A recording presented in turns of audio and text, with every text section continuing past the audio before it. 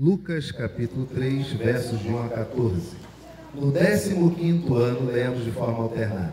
No 15º ano do reinado de Tibério César, sendo Pôncio Pilatos governador da Judéia, Herodes, tetrarca da Galileia, seu irmão Filipe, tetrarca da região da Itureia e Tracônites, e Lisânias, tetrarca de Abilene, sendo sumo sacerdote, Anás e Caifás, veio a palavra de Deus a João, filho de Zacarias, no deserto.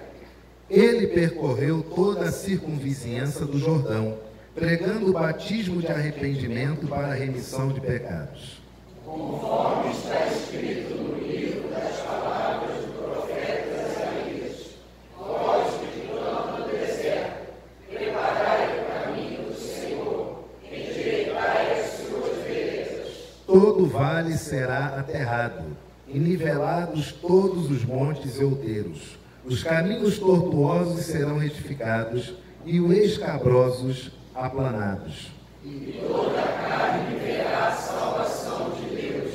Dizia ele, pois, às multidões que saíam para serem batizadas: raça de víboras, quem vos induziu a fugir da ira vindoura?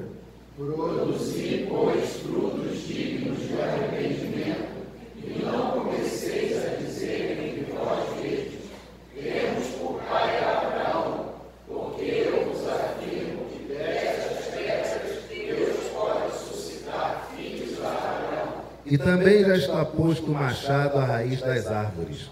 Toda árvore, pois, que não produz bom fruto, é cortada e lançada ao fogo. Então as multidões se interrogavam, dizendo: que havemos, pois, de fazer? Respondeu-lhes: quem tiver 2 túnicas, reparta com quem não tem, e quem tiver comida, faça o mesmo. Foram também publicanos para serem batizados e perguntaram: mestre, que havemos de fazer? Respondeu-lhes: não cobreis mais do que o estipulado. Todos. Também soldados lhe perguntaram: e nós que faremos? E ele lhes disse: a ninguém maltrateis, não deis denúncia falsa e contentai-vos com o vosso soldo. A igreja pode assentar-se.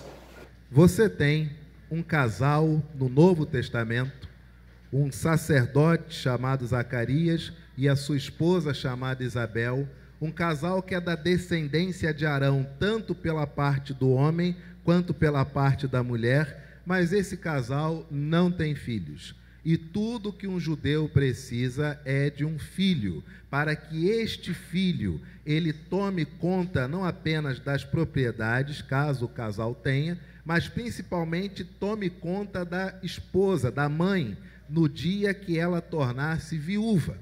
Ato contínuo, esse casal sem filhos, o homem é visitado por Gabriel e este, na sua condição, diz que ele se tornará pai. Ele duvida e então recebe um castigo, fica mudo até o menino nascer. E assim nasce o menino cujo nome é chamado João.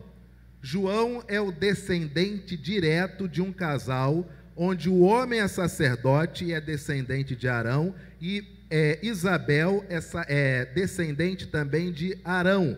João, ele é naturalmente o novo sumo sacerdote de direito, porque ele completa, ele preenche todos os requisitos, ainda mais pela forma como vem ao mundo, uma promessa de Deus para um casal já idoso. João literalmente é no Novo Testamento o que Isaac representou para o casal idoso chamado Abrão e Sarai.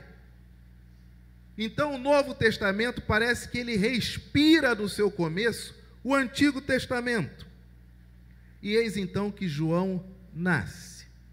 E não se fala mais em João. Você não tem a infância de João, não tem a adolescência de João, você não tem talvez o início da mocidade de João, mas de repente você já tem um João totalmente estabelecido a partir do verso de número 1 do capítulo 3 que acabamos de ler. Mas vamos entender o meio de campo aí de João, gente? Vamos ler todos? João, ele está vivendo na condição de adulto em que período do reinado de Tibério César? Do reinado de quem? Tibério é um nome judeu? César é um nome judeu? Esse Tibério César, então ele é o quê? Romano. Ué, e o texto ele se preocupa em falar que o reinado pertence a quem? Mas Israel não tinha rei? E o reinado agora é de um romano. Sendo, quem é o governador da Judéia? Pôncio Pilatos é um nome judeu? Então ele também é o quê? Herodes é tetrarca de onde? Galileia, mas ele também, no mínimo, não é judeu. E ele tem um irmão chamado Filipe, que é tetrarca da região da Itureia e Tracônites, também não é judeu. E Lisânias, tetrarca de Abilene, ou seja, João, que é sumo sacerdote de direito, ele nasce e se torna adulto em um universo onde ser sumo sacerdote é apenas um cargo religioso. É uma concessão que os romanos permitem aos judeus. Vocês querem brincar de tabernáculo, querem brincar de construir templo, vocês querem brincar de sinagoga? Vocês fiquem à vontade, desde que não atrapalhem os interesses de Roma, nós não nos intrometemos na religião. Pelo contrário, os romanos tinham como arte emular as religiões dos povos que eles conquistavam e traziam os elementos religiosos para a religião romana. Vide Júpiter, que é uma corruptela de Zeus, e por aí vai. Esse é o contexto político de João. Pergunto para você, para um judeu, tá bom isso?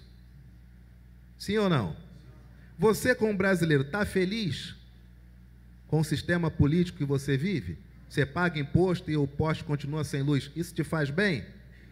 Agora, nesse começo do mês, nós temos nossos 3 arqui-inimigos, inimigos dos nossos bolsos.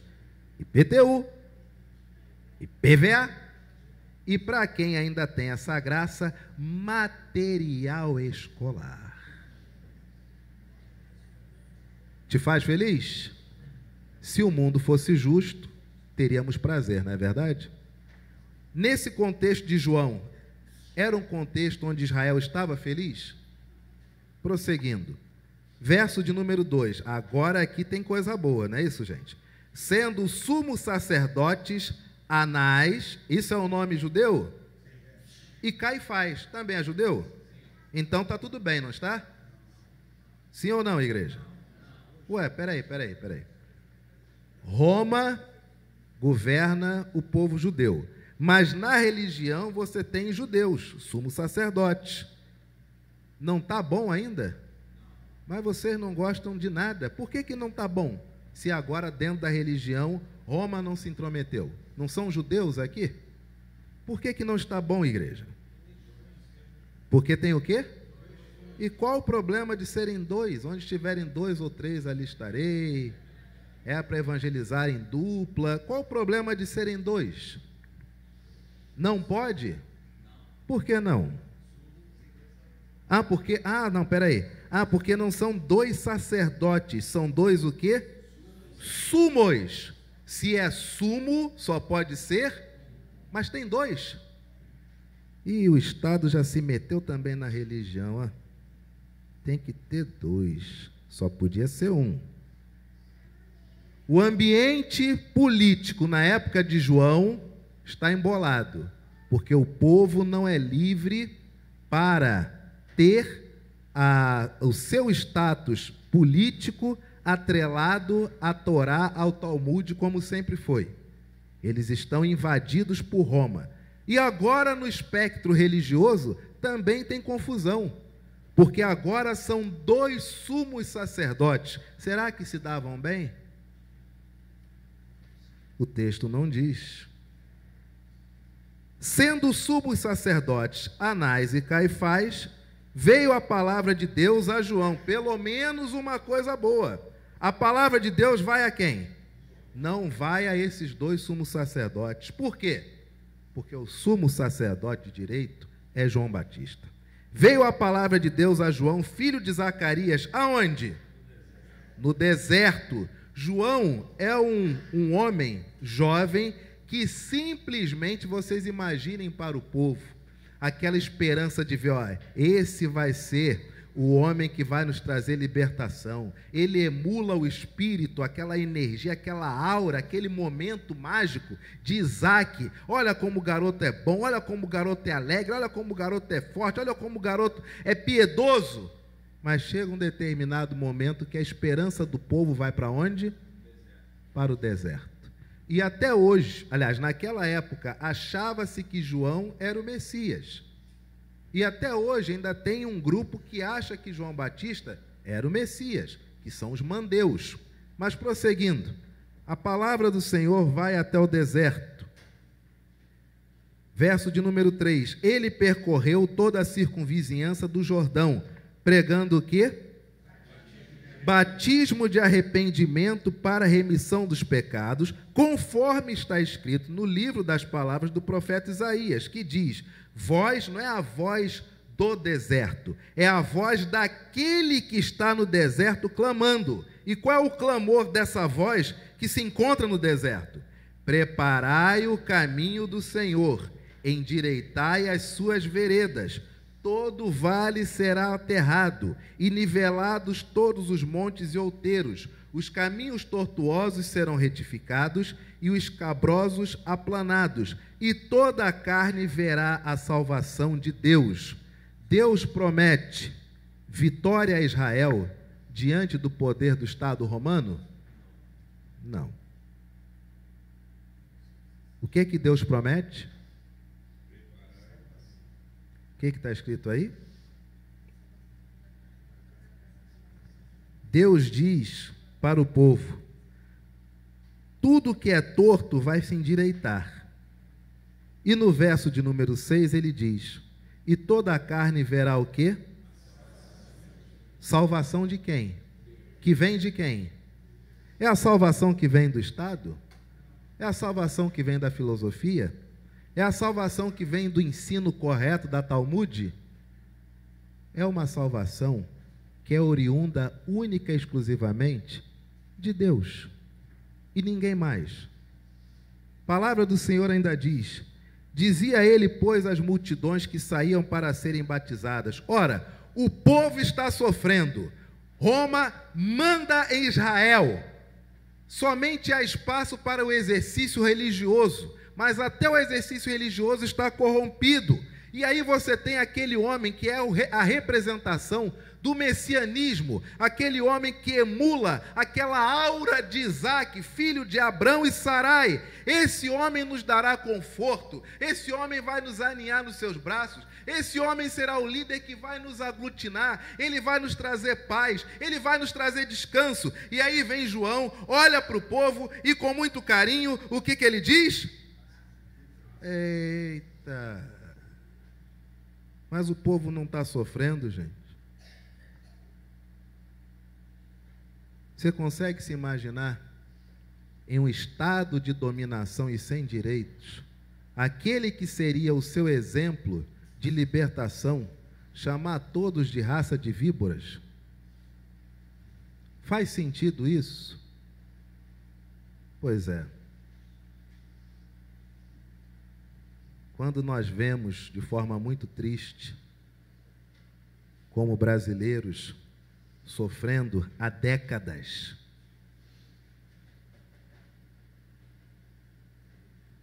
impunidade, criminalidade, falta de segurança, falta de saúde, falta de educação e principalmente falta de trabalho há décadas.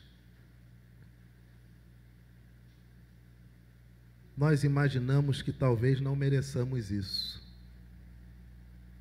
Mas de repente você, através de um celular, é presenteado muitas vezes com vídeos de caminhões que tombam, que batem, cujos motoristas ficam feridos, ficam presos nas ferragens. E as pessoas o que fazem? Saqueiam a carga. e não estão nem aí para aquela vida que está se esvaindo, preso nas ferragens, para aquela fratura que se encontra exposta para aquele trabalhador. Será que nós somos uma raça de cordeiros? João olha para o povo de Israel, mas ele sabe que no meio do povo, não é todo o povo, mas no meio do povo, há muita coisa a ser consertada. Quem vos induziu a fugir da ira vindoura? Produzi, pois, frutos dignos do arrependimento. Não são frutos dignos da queda de Roma, não são soldados judeus mais fortes que os romanos, não. O que nós temos que produzir como povo são frutos dignos de arrependimento. E não comecem a dizer entre vocês, nós temos por pai Abraão, porque eu vos afirmo que destas pedras Deus pode suscitar filhos a Abraão. Em outras palavras, e entre vocês não comece a formar partidos ou grupelhos, porque agora não é tempo para isso. E também já está posto o machado à raiz das árvores. Toda árvore, pois, que não produz bom fruto, é cortada e lançada ao fogo. Então as multidões o interrogavam, dizendo, João, que havemos, pois, de fazer? Diante de um Estado que não é nosso, é romano, diante da religião que está corrompida, e você, que é a nossa esperança, nem mora mais conosco, mas habita no deserto, mas Deus é contigo, diz-nos como cidadãos judeus, o que nós devemos fazer? Respondeu-lhes, quem tiver 2 túnicas, reparta com quem não tem. E quem tiver comida, faça o mesmo, ou seja, reparta com quem não tem. Diante da insatisfação com o Estado, o que a palavra de Deus nos diz? Uma coisa são as estruturas de poder, outra coisa é quem está na tua porta desesperado. Uma coisa é concentrar-se filosoficamente em um tema, mas não resolver aquilo que é o de mais grave. Se você quer a restauração do Estado de Israel, comece melhorando a vida dos seus próprios irmãos israelitas. Nós queremos a melhora do Brasil? Muitas vezes, por motivos óbvios, pessoas chegam para mim e perguntam, o senhor é a favor da adoção por parte de homossexuais? E eu respondo com a maior tranquilidade do mundo, eu não quero nenhuma criança em abrigo, porque abrigo não é lugar para criança. Mas o senhor é a favor? Eu sou a favor de nenhuma criança estar em abrigo. Está muito claro que é o meu posicionamento. Mas eu sou contra, então vai tu e adota. Porque se todo casal hétero e crente adotasse as crianças, estava resolvido os problemas, né, minha gente? Mas o que é que nós fazemos? Tratamos do tema macro. E a criança não é problema nosso. Sabe o que João está fazendo? Vocês comentam tarde da noite, comentam durante o dia, tem todas as fofocas do reinado de Tibério, sabem tudo da vida de Pôncio Pilatos, questionam todos os atos administrativos de Herodes, vocês sabem de tudo que ocorre na casa de Filipe em termos de coisa errada, e até na casa de Lisânia chegam a vocês as informações, vocês conhecem todos os pecados de Anás e Caifás. Mas vocês precisam produzir frutos de arrependimento. E a salvação que vem de Deus se expressa quando nós tratamos um irmão nosso judeu como ele precisa ser tratado. Foram também publicanos, aqueles judeus que se tornaram corrompidos porque passam a viver de acordo com o regime de vida romano, os publicanos, que o Estado diz, o IPTU, literalmente, o IPTU é tanto, ele vai e triplica o valor, porque aquele valor, o valor excedente vai ficar no bolso. Então o publicano, que é o judeu, que explora o judeu, porque agora se sente romano, igual o brasileiro, que é brasileiro, mas explora o brasileiro, porque afinal de contas se sente outra coisa, perguntam para João, foram também publicanos para serem batizados e perguntaram-lhe: Mestre, que havemos de fazer? Qual é a resposta de João? Entrem no palácio de Herodes e dinamitem, peguem picareta, quebrem tudo. Quando encontrarem lisânias na rua, é pedregulho no crânio. Essa é a palavra de João Batista? Se tiverem acesso a Tibério César, veneninho no vinho. Essa é a palavra de João Batista? Mas é a nossa nos nossos dias, não é verdade? Os publicanos, os que desviavam dinheiro, aqueles que não se sentiam mais judeus, que afinal de contas foram contemplados por Roma, perguntam para João: Mestre, que havemos de fazer? E João responde: não cobreis mais do que o estipulado. Também soldados, e óbvio, se são soldados, eles são o quê? Romanos. Primeiro você tem judeus que se curvaram a César, e agora você tem romanos que são totalmente adoradores de César. E também soldados lhe perguntaram, não chamam de mestre, mas questionam: e nós, que faremos? E João não titubeia, ele lhes disse: renuncia ao Estado. Não é isso? Ué. Tendo oportunidade, faca em toda a família de Herodes, não é isso? Ué. Sejam infiltrados. Faça uma revolução. Não. E ele lhes disse: a ninguém maltrateis, não deis denúncia falsa, e contentai-vos com o vosso salário. Isso se aplica a qualquer trabalhador, especialmente nos nossos dias.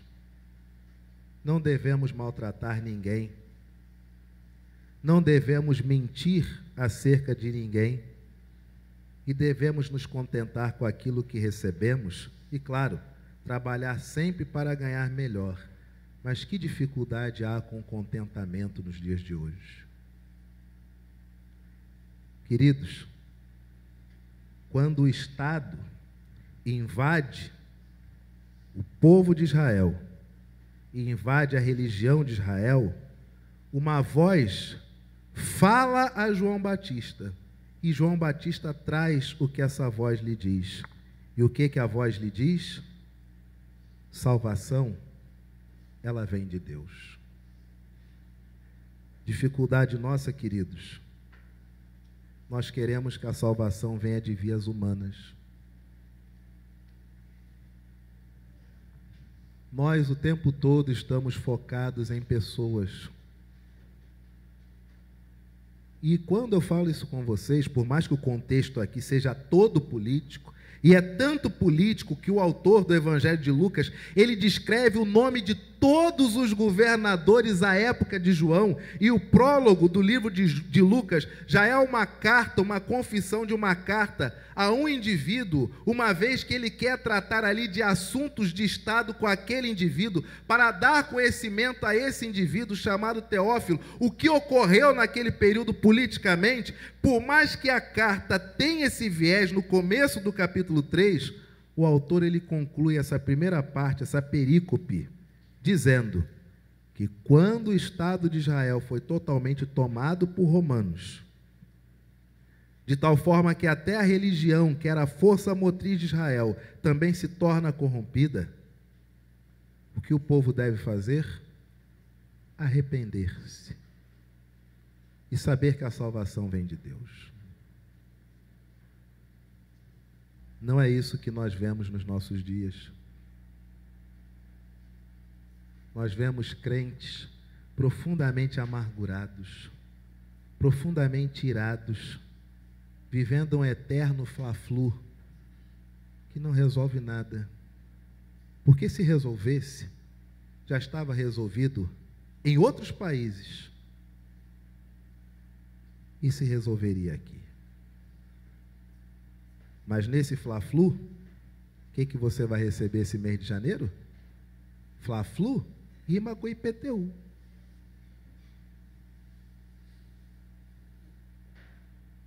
E ao mesmo tempo, talvez haja uma pessoa na sua porta, do lado da sua casa, no seu trabalho, que está trabalhando com fome. E os cristãos não têm mais sensibilidade de ajudar ao próximo. Os cristãos nos nossos dias olham os programas enlatados e os cristãos entram em estado profundo de depressão, pedindo a Deus mais condições, porque afinal de contas queriam que na sua cozinha houvesse uma ilha, como tem nas outras casas dos programas de TV.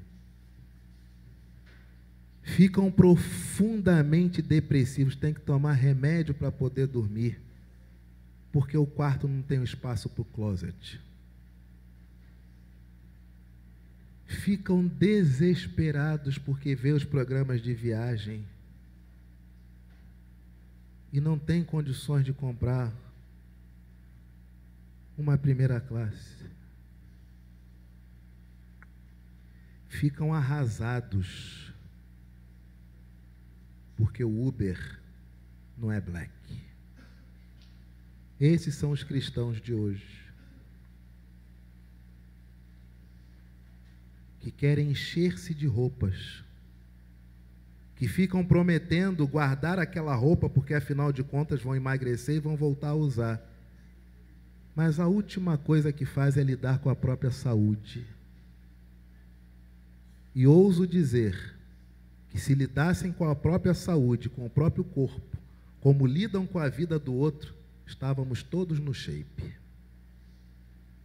Porque como sabemos da vida do outro, mas como o nosso corpo se transforma em depósito de toxinas e coisas nocivas à nossa própria saúde.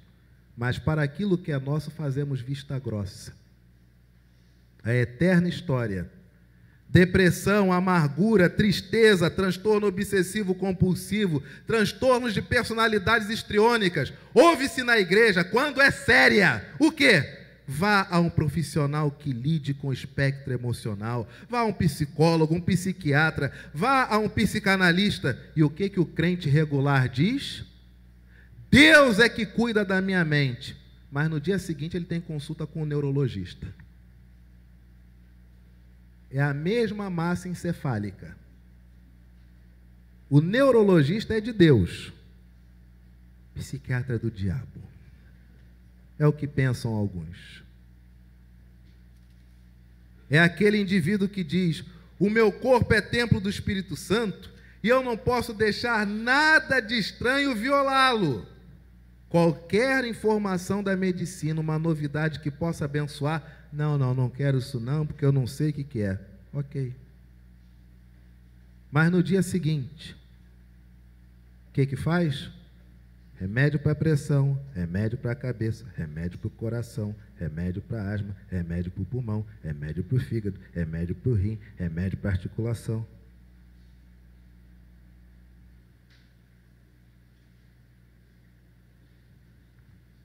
Queridos, João é o indivíduo que sabe que a verdadeira mudança, ela começa dentro do coração humano. Ato contínuo, abra sua Bíblia. No verso de número 21 desse mesmo texto. E aconteceu que, ao ser todo o povo batizado, todo o povo que estava ali naquele momento com João, e as pessoas até confundem achando que uma vez que havia batismo no Jordão, óbvio, era por imersão, porque estavam no Jordão. Eles estavam no Jordão porque não havia água encanada, então tinha que ser em um local que tinha bastante água. Porém, haja vista como era o costume de ungir as pessoas no Antigo Testamento, talvez as pessoas chegassem próximas ao Jordão e, uma vez ajoelhadas, João Batista aspergia a cabeça daquelas pessoas com uma água que simbolizava o arrependimento. Acho muito difícil um judeu ortodoxo se jogar com o corpo todo numa água e sair desnudo de uma água na frente dos outros. Mas há quem queira crer assim, não tem problema nenhum. E aconteceu que, ao ser todo o povo batizado, também o foi Eita! Você consegue imaginar essa cena? Está lá João, sabendo de todo o fofocal das autoridades políticas, o povo sempre abastecendo ele de informações que, afinal de contas, ele é o sumo sacerdote. João, quando esse reino for derrubado, quando Roma cair, é você que vai assumir. Você é o novo Moisés, você é o novo Arão, você é descendente de Arão. João, tudo está programado e arquitetado. É só esse governo, essa Roma, cair por terra e Israel voltar ao seu poder. Não tenha dúvida, João. O povo todo está com você. Você é a cara do povo, João. E João junta populações, junta multidões, batiza pessoas. E as pessoas dizem, está vendo? É ele, ele é homem, é ele. E no meio de todo aquele povo, quando todos são batizados, vem um outro homem, que chega andando, para diante de João, e João, quando olha, João tem a maturidade, é tão homem, é tão gente, é tão ser humano, que quando olha para seu primo, na frente de todos, esse homem que está sendo alçado, inflado, pinçado, a ser o novo Arão, a ser o libertador de Israel, ele olha para Jesus e diz, eu não sou digno de lhe desatar as sandálias. E o povo diz, meu Deus, quem é esse cara? Eles têm uma equivalência. Será que são parentes? E aí ouvem esse indivíduo que chega do nada e diz, para que se cumpra a lei. E esse indivíduo que não anuncia a chegada, que se ajoelha, e João asperge, e de repente, uma voz preenche todo o ambiente, e diz, este é o meu filho amado, do qual é dele que eu tenho prazer. E ali João cumpre a sua função como sacerdote, porque cabia ao sumo sacerdote separar o cordeiro para o sacrifício. E naquela hora, o cordeiro está diante do sumo sacerdote, que era então de direito, mas naquele momento se torna de fato. Ali está o cordeiro. E a voz diz, este é o meu filho. Não é João, é este. De tal modo que quando Jesus se levanta, e talvez as pessoas pensassem, mudou, agora é outro, que é sempre assim, né? Toda hora tem uma nova esperança, né?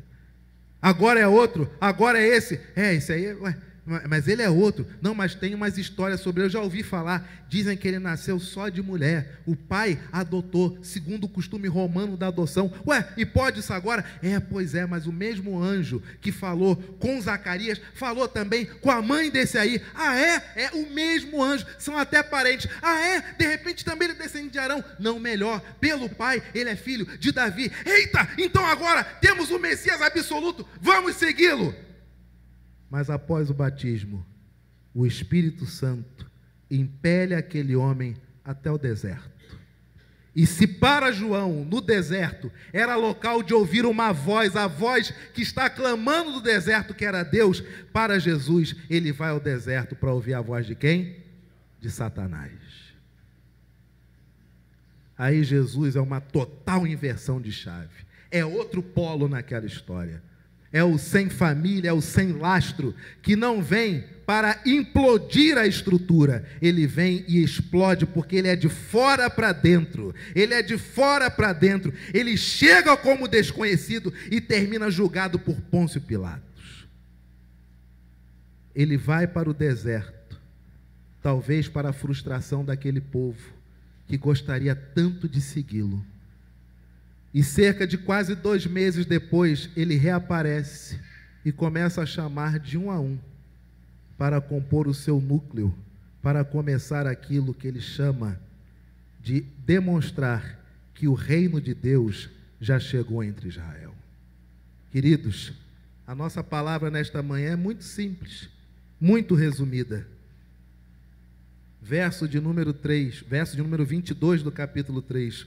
E o Espírito Santo desceu sobre ele, em forma corpórea como pomba, e ouviu-se uma voz do céu: Tu és o meu filho amado, em ti.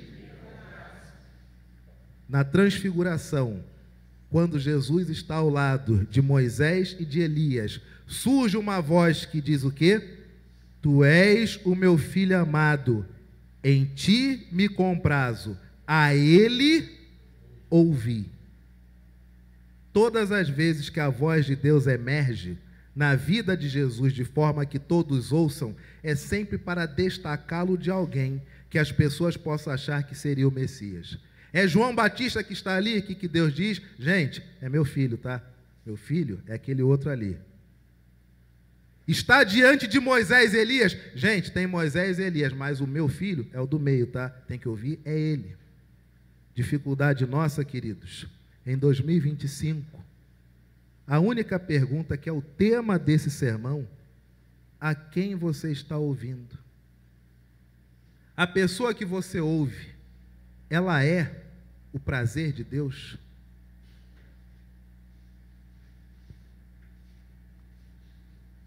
Essa pessoa a qual você direciona todas as suas energias. Você chega em casa à noite, cansado, atribulado, mas feliz da vida, porque fechou a porta, dependendo do local, passou a chave, botou o trinco, botou as barras de ferro, ligou o sistema de vigilância do lado de fora, ou seja, um carioca normal, no seu dia mais feliz.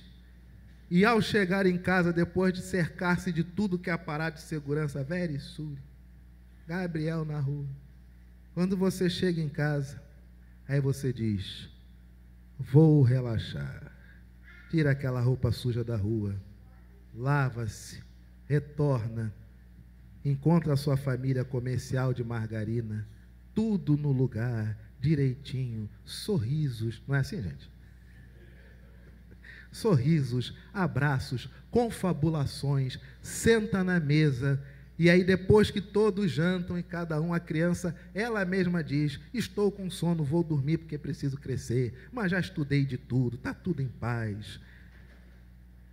Aí você senta, pega esse aparelhinho aqui, ou então, se já está meio cegueta que nem eu, pega esse outro aqui, e você vai ouvir o resumo do dia, porque você precisa se inteirar do que aconteceu. E ato contínuo você ouve o resumo com uma análise, porque você não tem tempo para você refletir sozinho. E você confia em alguém para analisar a realidade. E a minha pergunta para você é agora: essa pessoa que analisa a realidade para você é alguém cujo prazer de Deus está nela? Ou você desassocia as coisas? Tem a vida comum e tem a vida com Deus. Para você é isso? Você está com Deus, está fora de... Normal. Você separa as coisas. Sabe por quê? Porque Deus fala, quando Jesus é batizado por João: este é meu filho em quem tenho prazer. Quando Jesus está entre Moisés e Elias: este é meu filho em quem me comprazo, ouçam ele. Mas nós cristãos, como temos ouvido um monte de gente, um monte de coisa? Mas quanto do seu dia você retira para ouvir Jesus, meu irmão e minha irmã? Com toda a sinceridade de alma, qual o evangelho que você escolheu esse mês para ler? Quem escolheu o evangelho de Mateus, levante a sua mão. Quem escolheu o evangelho de Marcos para ler em janeiro, levante a sua mão. 1. Evangelho de Lucas, levante a sua mão. 1. Evangelho de João, levante a sua mão. 1, 2, 3, 4, 5. Total 7. De um público que talvez seja aqui de 60 pessoas, 7 escolheram ler pelo menos um evangelho no mês de janeiro. Jesus vai falar no seu coração como? Diz para mim. A boca fala do que está cheio o... Se você não lê o que Jesus falou, meu amigo, tu vai saber como. Pastor, mas nós sabemos. Claro, perfeitamente. Bem-aventuranças, vamos lá? Primeira. A boca fala do que está cheio o. Primeira bem-aventurança.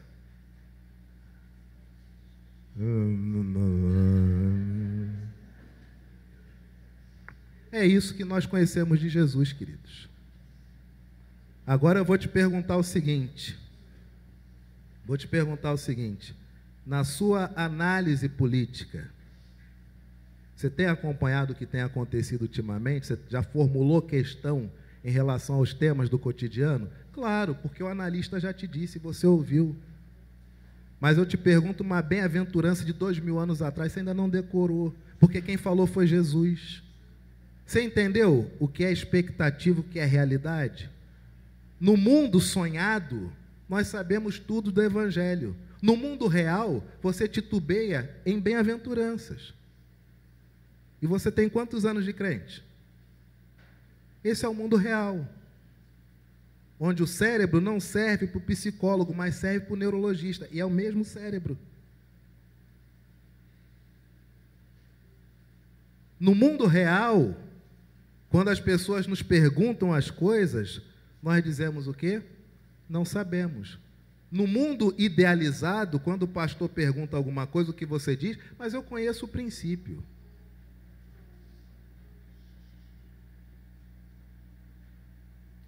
E aconteceu que, ao ser todo o povo batizado, também o foi Jesus.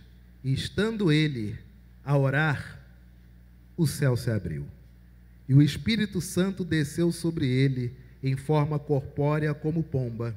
E ouviu-se uma voz do céu que disse: Tu és o meu filho amado, em ti me comprazo. É de ti que eu retiro o meu prazer, tu és a minha alegria.